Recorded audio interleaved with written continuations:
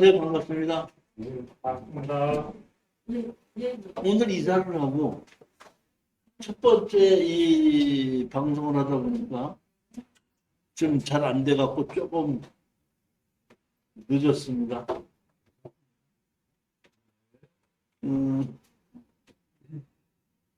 우리가 낙찰을 받으면은 특수경매에서는 낙찰 받는 게 50%고 받고 난 다음에 파는 게 50%거든요.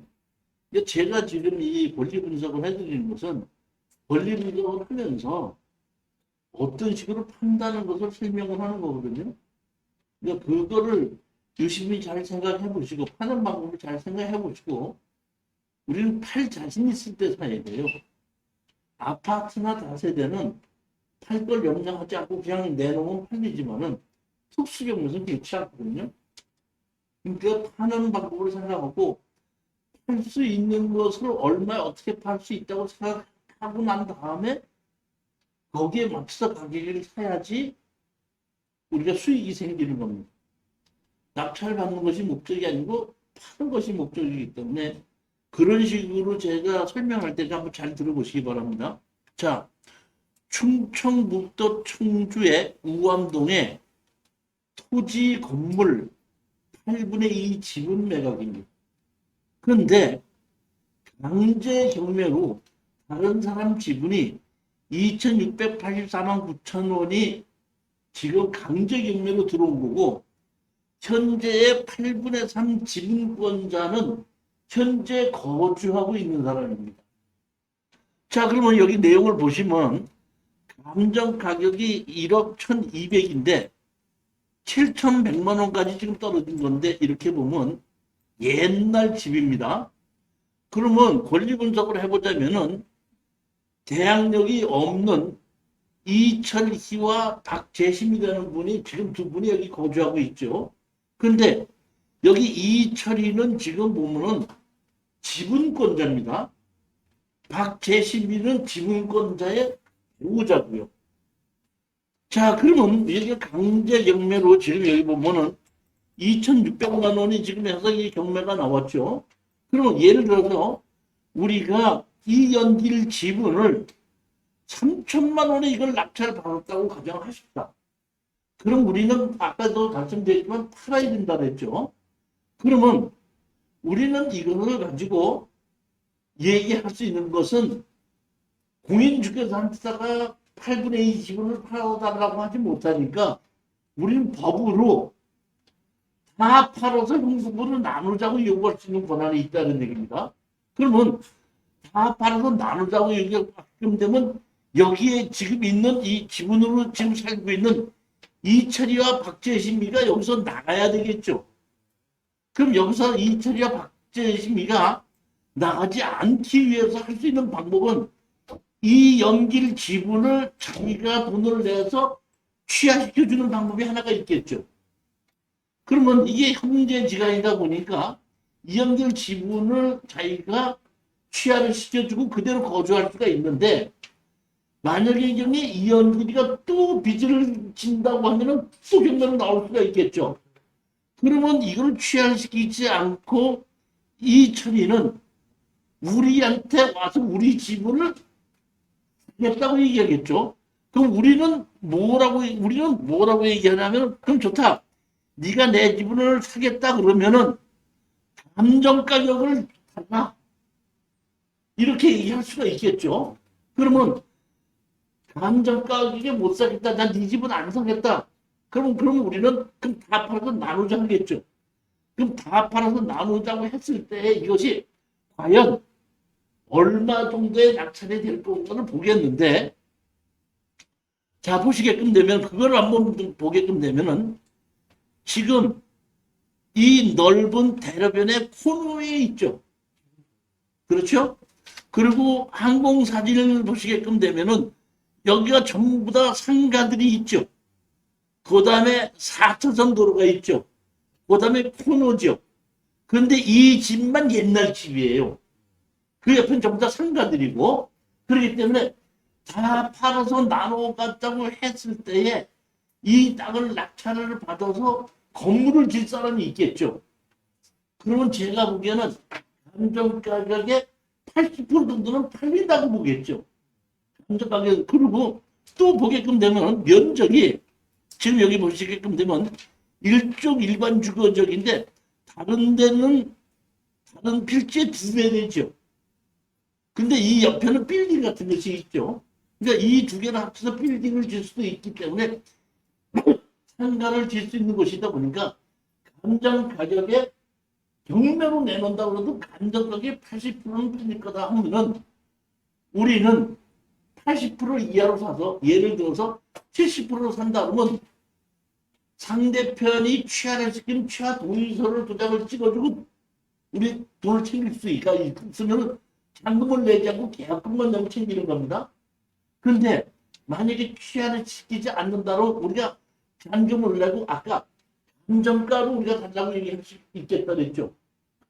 그 다음에 사지 않는다면 경매로 집어넣는다면 아까 감정가의 80% 정도에 팔릴 수 있다고 생각했죠. 그러니까 최악의 경우를 생각하고 우리가 낙찰을 받게끔 내면은 감정 가격의 80%는 팔릴 것이다.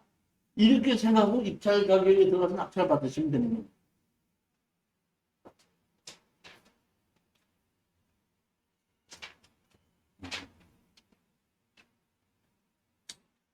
두 번째 물건을 보시겠습니다. 전라북도 전주시 동산동 연립인데 9분의 2 지분 매각으로 이것도 273만 4천 원의 강제 경매입니다. 그럼 여기에 보면은 빚을 진 분이 여기에 김상진이라는 분이 여기에 현재 이 연립에 거주하고 있더라고요. 그러면 이 거주하고 있는 사람이 270만 원이 없어서 경매가 나왔죠. 예를 들어서 270만 원의 빚을 진 사람이 아니고 다른 사람이 지분권자가 거주하고 있는데 다른 형제가 270만 원의 빚을 졌다 그러면 빚을 대신해서 갚아줘서 취하도 시킬 수 있는데 당사자 270만 원이 빚을 진 당사자 지분이 경매로 나온 겁니다. 이거는. 그러면 이분이 270만 원을 갚을 수도 있고 현재까지는 갚을 능력이 없으니까 경매로 나오는 거 아니에요. 그러면은 이것은 취하를 안 시킬 수 있는 게 아니라 못 시킬 수도 있다 이런 얘기거든요. 그런데 제가 이거를 추천하는 이유는 자 가만히 보게끔 되면 여기 김상진이 지분이 9분의 2가 경매로 나왔거든요. 나왔는데 여기 밑에 보면 홍명이라고 있죠. 김상명, 김상중, 김상진이가 홍명이가 이 집에 같이 살고 있죠. 김상진이가 제가 보기엔 둘째 아들 같거든요. 둘째 아들이 엄마를 모시고 살고 있죠. 그러면 김상진이가 270만 원이 없어서 경매로 나왔다 그러면은 우리는 여기서 김상진이가 취하를 시키지 않으면 우리가 할 수 있는 것은 다 팔아서 돈으로 나누자고 할 수 있겠죠. 그럼 우리가 다 팔아서 나누자고 그러면 홍명이가 누구네 집 갈 것 같아요? 그럼 큰아들 며느리가 어서 오세요 환영해요 아니면 270만 원 막아줄 것 같아요. 270만 원 나갔어. 제가 그런 생각으로 이거는 당사자는 없지만 엄마가 여기 계시니까 할 수 없이 미워도 어떤다? 물어주지 않을까 이런 생각에서 추천을 한 겁니다.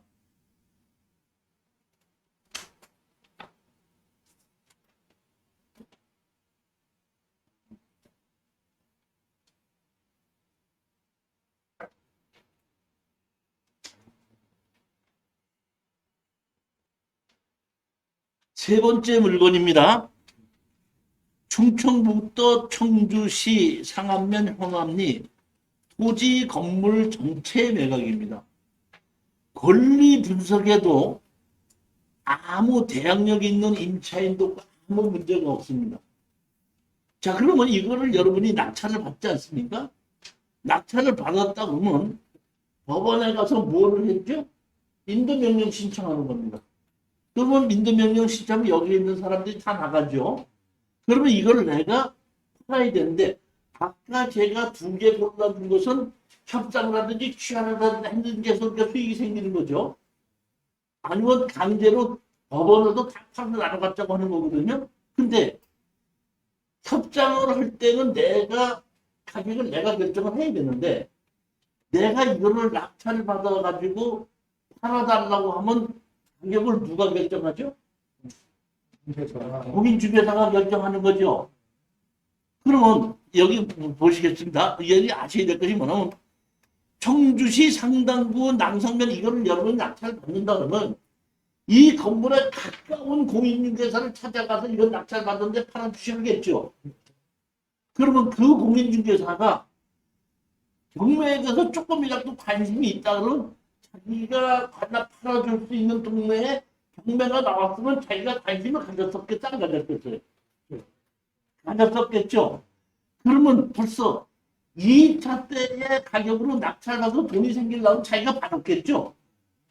근데 3차까지 떨어졌을 때는 2차 가격에 낙찰을 받아봐야 돈이 안 된다고 생각했으니까 여기 있는 공인중개사가 낙찰을 받은 거잖아요. 그렇기 때문에 우리는 이거는 절대 권리 분석에 아무 문제가 없고 공인중개사한테 팔아달라는 질르면 안 된다는 겁니다. 가격이 떨어졌기 때문에 사는 것이지 이 물건이 좋기 때문에 사자는 이런 얘기가 아니라는 거예요. 절대 질르면 안 된다는 얘기입니다. 질르면 안 된다는 얘기는 이런 얘기입니다. 우리가 보통 보면은 전차 가격이 있고 현재 가격이 있어요. 전차 가격과 현재 가격의 중간 정도면은 우리가 보통으로 입찰 들어가는 가격이에요. 근데 이런 경우에는 그 이상을 넘어가면 안 된다 이런 얘기.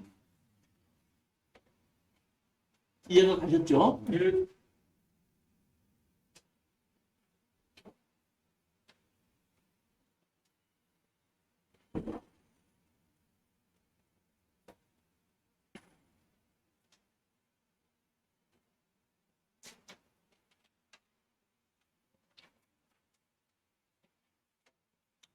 전원주택지로 이렇게 만들어진 곳에 집이 한 채가 이렇게 지어져 있는데 다른 데 보게끔 되면 이렇게 집이 지어져 있고 요 뒤에도 또 집이 지어져 있는 것이 보이더라고요.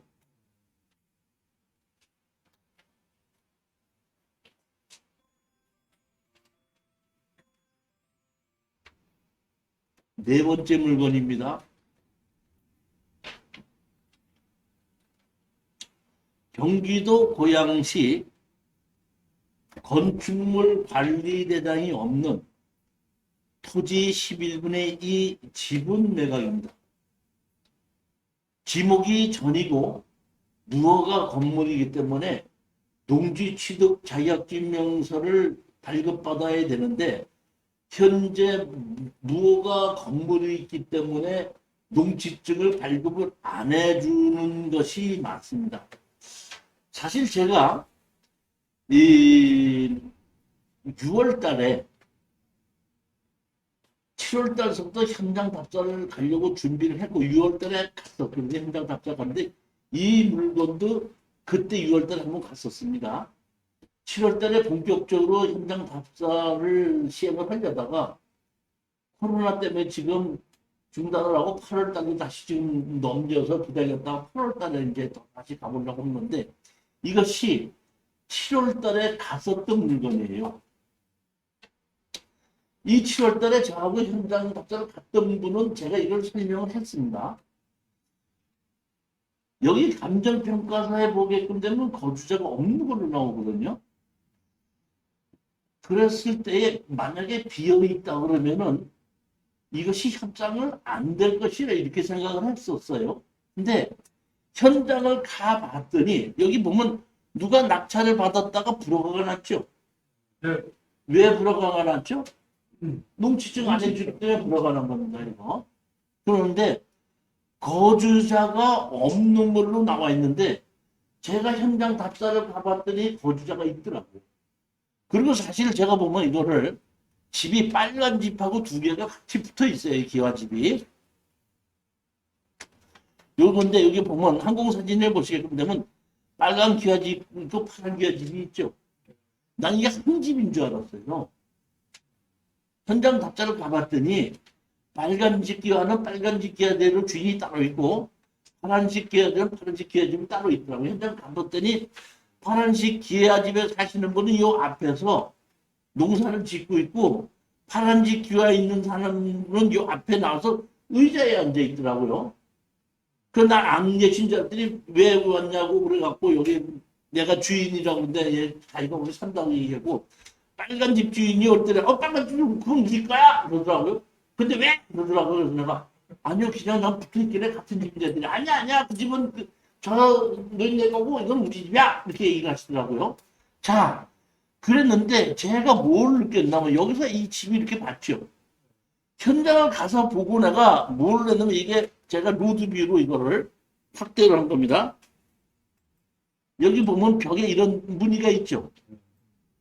이런 집 무늬를 제가 어렸을 때에 제가 용동 옛날 집에 살 때 어렸을 때에 원서동 개동에 있는 옛날 50년 전, 60년 전에 진 집이 이런 무늬였었어요.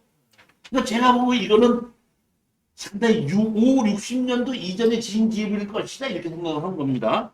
그래서 제가 현장 답사 갔을 때 이거를 입찰에 들어가기 위해서는 농지적인 문제인데 국토지리정보 가서 항공사진을 띄워보면 된다 이렇게 얘기하는데 제가 오늘 강의를 하기 위해서 사실은 여기 어저께 항공사진을 가서 띄웠습니다. 여기 보시면 이렇게 항공사진이 있지 않습니까? 이거 항공사진을 보게끔 되면은 여기 있는 요 집이 그 집이에요. 제가 여기 보게끔 되면은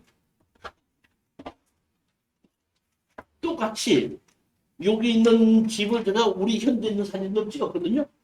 여기 도로가 있고 이렇게 Y자로 이렇게 나와 있죠. 이게 집이죠. 여기도 보시게끔 되면 여기 보면 이렇게 있고 Y자로 집 있고 여기죠. 그다음 여기 집에서 여기 기역자로 꺾어졌죠. 요 도를 이렇게 기역자로 꺾어졌죠. 그리고 여기 집이 하나가 있죠. 옛날 집도 어떤다? 여기 그대로 있습니다. 그리고 제가 보면 이것이 보면은 제가 어저께 항공사진 찍는데 이거는 다시 말하면 농지법에서 1973년 1월 1일 이전서부터 집이 지어져 있는 것은 농지법상 농지에 해당하지 않기 때문에 농지 취득 자격증이 없습니다. 그러니까 이것을 입찰을 할 때는 농지 취득 자격증면서 띄워달라고 할 때에 면사무소 갈 때 이 항공사진을 가서 제출하면은 농지법상 농지에 해당하지 않기 때문에 농지 취득 자격증 명서를 발급을 관리합니다. 다시 말해 농지 취득 자격증 명서가 뭐에다 써먹는 거죠? 등기부등본을 할 때, 그러니까 농지법상 농지인 경우에는 등기 이전을 하려면 농지 취득 자격증이 필요한데 농지법상 농지가 아니기 때문에 농지 취득 자격증 명서 없이도 등기 이전이 된다. 그러니까 그대로 어떤다? 등기 이전을 해서 우리는 11분의 2죠. 철거하고 나가라 다 팔아서 나누자 그러면 여기 할머니가 누구네 집가? 누구네 집일 것 같아요? 누구네 집가요? 아까 11분의 2였었잖아요.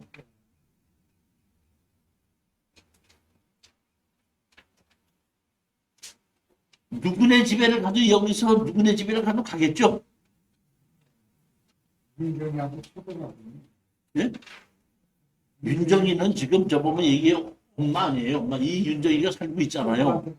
이명재, 이숙희, 이옥재 세 명 집에 한 명을 가야 되겠죠. 내가 보기에는 명재네 집에 갈 것 같으네. 그렇죠? 그럼 명재가 아들인 것 같으죠. 순이하고 옥재는 딸이고.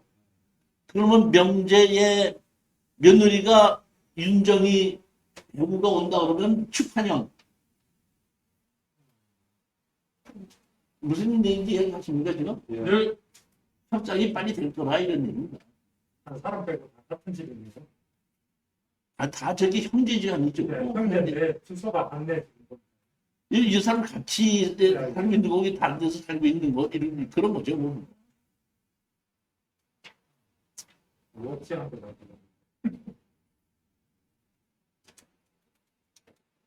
조금 아까의 문제는 농지 취득 자격증 선거가 문제인데 항공사진을 제출해서 농지법상 농지에 해당하지 않는다는 것을 발급받으라 이런 의미입니다.